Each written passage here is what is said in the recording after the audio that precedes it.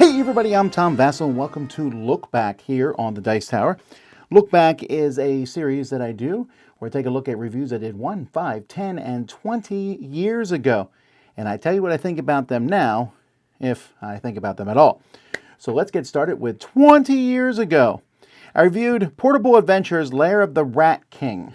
This is a game from Third World Games. I guess I was reviewing their stuff at this point in time.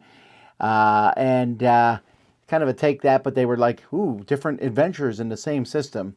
This is something that people are going to try for years. I don't know if it will ever really work that well, but this one's okay. At best, take that style game 5 out of 10. Spank the Monkey, which is about literally spanking a monkey. It has recently been remade into a game called Primate Fear. Yeah, but I haven't played the new one, but the old one, meh. Obviously, a name designed to get attention, but just kind of a take that game, 5 out of 10.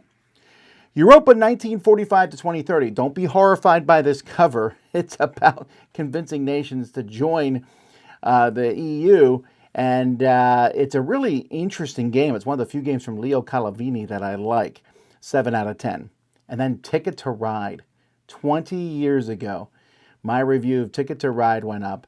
I said it would be the Spiel des Jahres winner. I was correct. I am still loving this game 20 years later. 10 out of 10. Wow. I really remember reviewing this one. Okay. Let's jump to 10 years ago. We have Cappuccino. So Cappuccino is a game from Matago Games. And at the time, I was impressed by this up-and-coming company that had really good components. But it's just kind of an abstract game about, well, little cups that you're moving around. It looks nice, but not that great. 5 out of 10. K2. A lot of people really enjoyed this mountain climbing game. To me, it was almost there. Just felt a little samey playing it from time to time. 6.5. Coup. Very, very popular game. This game has sold a lot. It's essentially lying to other people, and they trying to guess if you're lying or not. 7 out of 10. Plunder. This is a deduction game from R&R Games, and I think I would have enjoyed a lot more had the production been higher, but I do love deduction games, 7 out of 10. Volt, Robot Battle Arena. This is the game that, for me, put Emerson Matsuuchi on the map. I'd already played his Trick or Treat game, but this one here about robots fighting just was a smooth, clean, kind of robo-rally type game, but you were definitely trying to fight each other. I enjoyed it a lot, 8 out of 10. And then Concordia. This hand management game with a really boring cover and a fairly boring theme, and yet it has improved for me over the years. I really like this style game. I've increased it to an 8.5. 5 years ago, I reviewed the horrific Pug U. This is a 1 out of 10 for me, and for good reason. This game is terrible.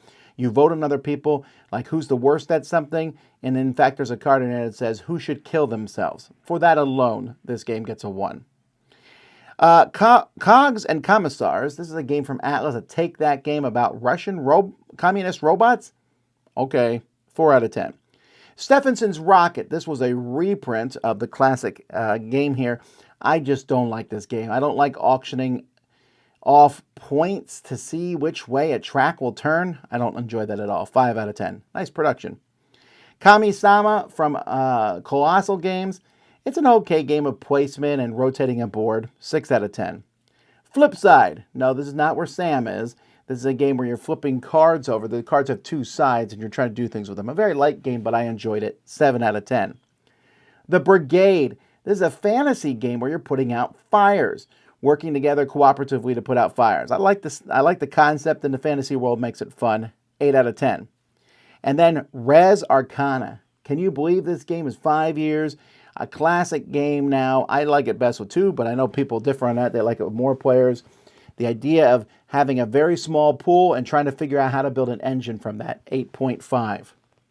Last year, I reviewed Winter from Devere Games, a small little card abstract game, not very good. 5 out of 10.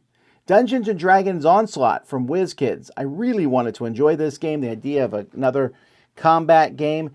But it's D&D, and the D20 is just too lucky in this situation. 6 out of 10. Astra. So Astra is a game about collecting, getting stars and drawing stars on these maps. And there's some really cool aspects to it.